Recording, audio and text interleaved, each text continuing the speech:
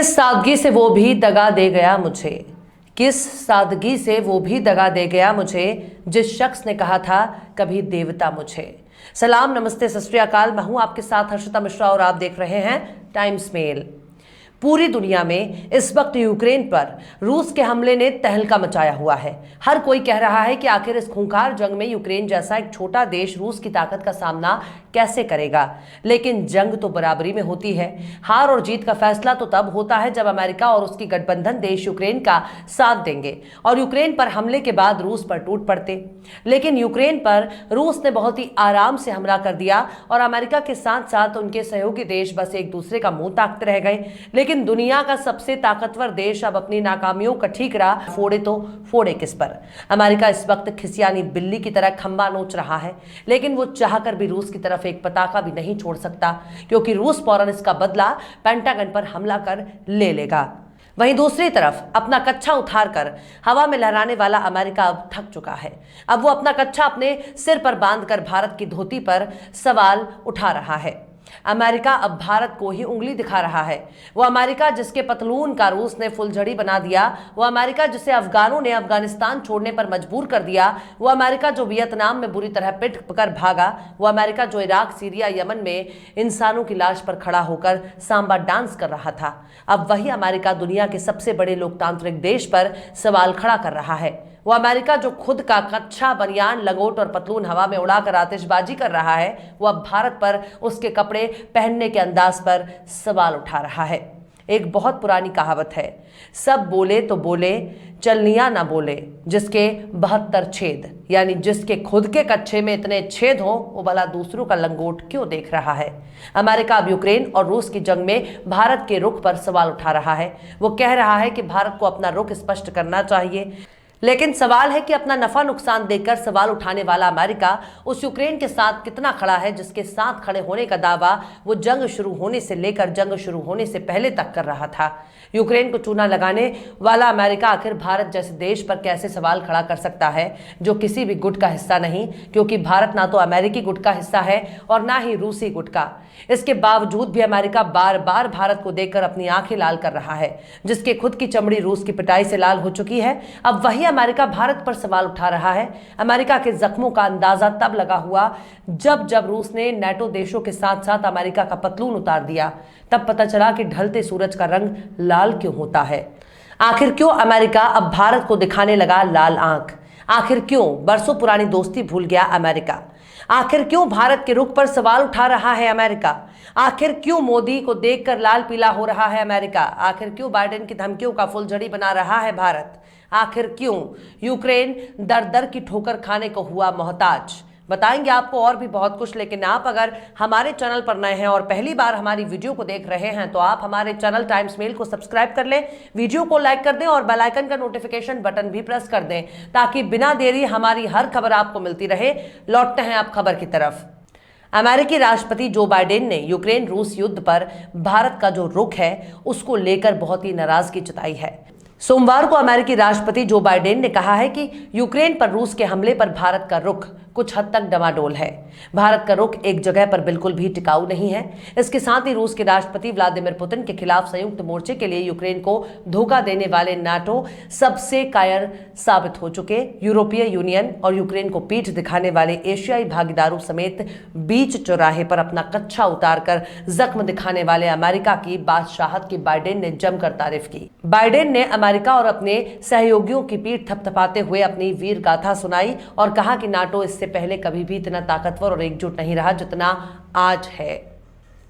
यानी कि जिस नाटो का यूक्रेन के साथ खड़े होने में पांव कांप रहे हों, वही नाटो बाइडेन के शब्दों में बहुत ही बहादुरी का हकदार है।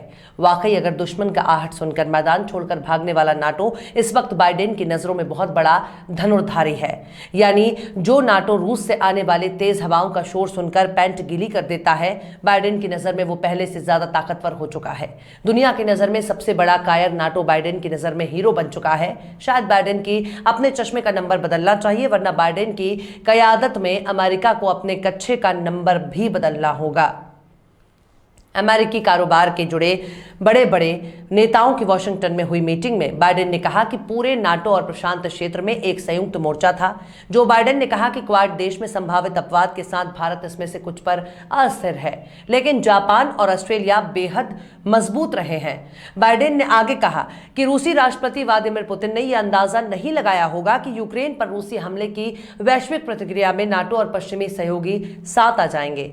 भारतीय तेल रिफाइनर ने कथित तौर पर रूस से रियायती दरों पर तेल की खरीद जारी रखी है, जबकि पश्चिम देश मास्को को अलग करना चाहता है। लेकिन भारत से खार खाए अमेरिका के सवाल का मतलब कुछ और है। दरअसल अमेरिका बार बार भारत को अपने पाले में खींचने की कोशिश कर रहा है लेकिन भारत किसी भी गुट में शामिल नहीं होना चाहता। दरअसल अमेरिका इस वक्त भारत और रूस के बीच तेल के व्यापार से घबराया हुआ है।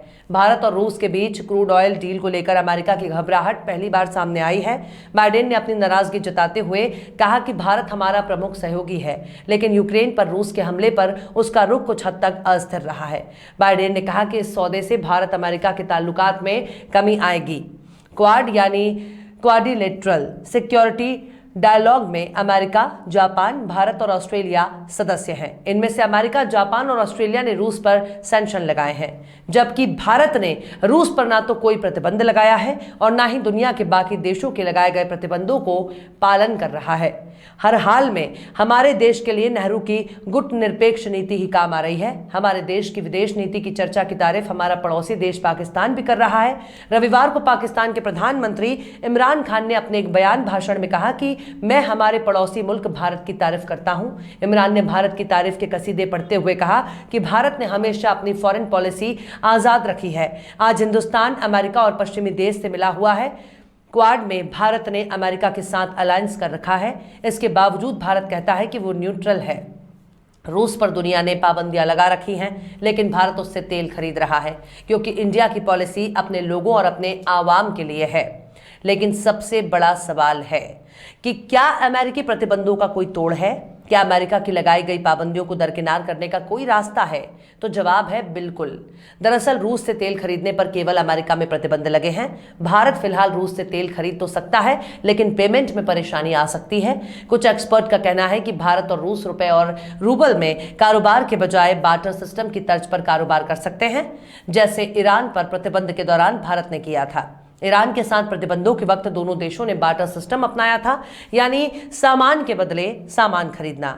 इसके तहत भारत जितना तेल ईरान से खरीद रहा था उतनी कीमत का गेहूं ईरान भारत से खरीद लेता, जिससे पैसों के लेन देन की जरूरत ही नहीं पड़ती। वहीं अगर इन सबके बीच अगर यूक्रेन की हालत पर नजर डाली जाए तो रूस की सेना लगातार यूक्रेन की राजधानी कीव पर बमबारी कर रही है और दूसरे शहरों पर भी रूसी सैनिक लगातार हमले कर रहे हैं। अलग अलग मीडिया रिपोर्ट में दावा किया गया है कि इस युद्ध में अभी तक 10,000 रूसी सैनिक मारे जा चुके हैं। इसके साथ ही संयुक्त राष्ट्र का दावा है कि इस जंग की वजह से अभी तक 33 लाख से ज्यादा लोगों ने यूक्रेन छोड़ दिया है।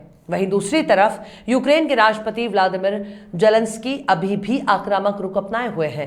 रूस के आगे सरेंडर करने से लगातार इनकार कर रहे हैं। जेलेंस्की ने नाटो से दो टूक सवाल किया है कि अब नाटो ये बात साफ करे कि वो यूक्रेन को अपने अलायंस में जगह दे रहा है या नहीं। साथ ही व्लादिमीर जेलेंस्की ने नाटो देशों को रूस के सामने डरपोक करार दिया है और कहा है कि नाटो में शामिल तमाम देश रूस से थर थर कांप रहे हैं। वहीं दूसरी तरफ रूसी सेना को यूक्रेन आर्मी के साथ अब आम लोगों के विरोध का भी सामना करना पड़ रहा है। सोमवार को खेरसोन के फ्रीडम स्क्वायर पर लोगों ने बड़ी संख्या में जमा होकर हमले का विरोध किया, जिसके बाद रूसी सेना ने भीड़ को काबू करने के लिए गोलीबारी और हथगोले का इस्तेमाल किया। रूस ने रविवार रात को कीव के एक शॉपिंग मॉल पर एयर स्ट्राइक की। इसमें 6 लोगों की मौत हो गई। रूस का कहना है कि यूक्रेनी सेना शॉपिंग मॉल का इस्तेमाल रॉकेट लॉन्चर को लोड करने और रूसी सैनिकों पर गोलीबारी के लिए कर रही थी। रूस इस वक्त अमेरिका पर कहर ढा रहा है, लेकिन शांति दूत अमेरिका इस वक्त केवल जुबानी तौर पर यूक्रेन के साथ खड़ा है, लेकिन अमेरिका अपनी कायरता को वीरता का नाम दे रहा है, जबकि यूक्रेन दर्द से करहा रहा है और लेकिन अमेरिका चुपचाप तमाशा देख रहा है। यहां तक कि नाटो देशों ने भी यूक्रेन को मदद के नाम पर केवल चूना ही लगाया है। लेकिन जिस तरह से अमेरिका ने भारत को लाल आंखें दिखाई हैं, उससे तो यही लगता है कि जो काम अमेरिका ठीक से नहीं कर पा रहा, उसी काम को वो भारत के जरिए करवाना चाहता है, ताकि सांप भी मर जाए और लाठी भी ना टूटे। बहरहाल चलते चलते आखिर में अंजना सिंह सेंगर ने भी क्या खूब फरमाया है।